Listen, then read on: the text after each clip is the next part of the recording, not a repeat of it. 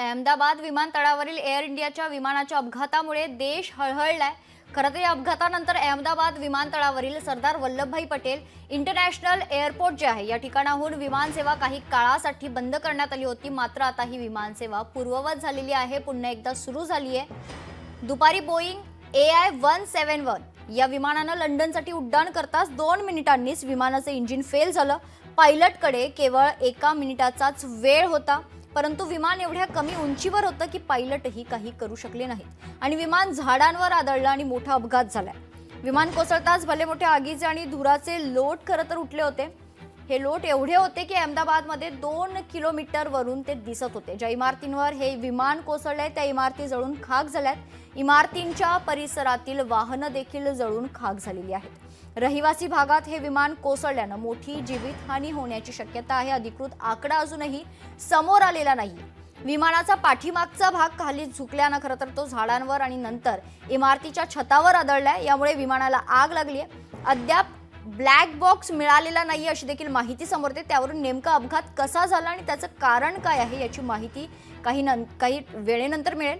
अहमदाबादहून दुपारी 1:38 हे विमान निघालं होतं। हे विमान बोईंग 7878 विमान होतं, ज्यामध्ये 242 प्रवासी आणि क्रू मेंबर्स होते। त्यासोबतच यापैकी 169 हे भारतीय नागरिक होते, 53 ब्रिटिश नागरिक, 1 कॅनेडियन नागरिक आणि 7 पोर्तुगीज नागरिक असल्याची माहिती समोर आली आहे। जखमींना जवळच्या रुग्णालयात नेण्यात आलेलं आहे। तर अधिक माहिती देण्यासाठी एअर इंडियाने आपला हेल्पलाईन क्रमांक देखील जारी केलेला आहे। या क्षणाची मोठी अपडेट आपण बघतोय ती म्हणजे खरं तर या विमानात गुजरातचे माजी मुख्यमंत्री विजय रुपाणी हे देखील प्रवास करत होते आणि विजय रुपाणी यांचं या अपघातात निधन झालं असल्याची माहिती सूत्रांकडून समोर आलेली आहे।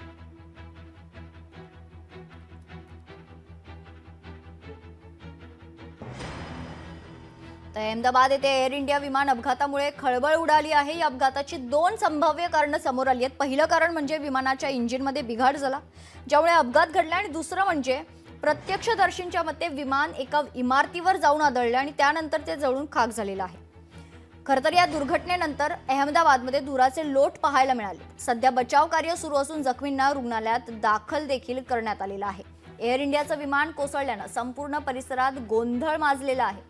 अहमदाबादमध्ये अपघात झाल्यानं सर्वत्र धूर आणि मलबा पसरलाय। विमान पूर्णपणे उद्ध्वस्त झालं असून आकाशात धुराचे लोट पाहायला मिळत आहेत।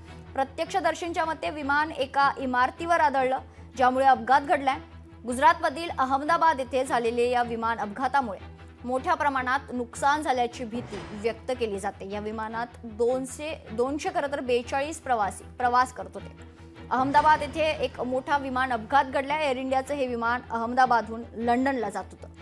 विमानात 242 प्रवासी होते। टेक ऑफ नंतर 15 मिनिटांच्या आतच विमान दुर्घटना झाली आहे। ही घटना मेघानी नगर परिसराजवळ घडली आहे। तर दुर्घटनेनंतर विमान धावपट्टीवरून घसरून जवळच्या मैदानात कोसळलं। आतापर्यंत किती प्रवाशांचा मृत्यू झाला याची अधिकृत माहिती अजून समोर आलेली नाहीये। लोकशाही मराठी ऐका, पहा, जागरूक रहा।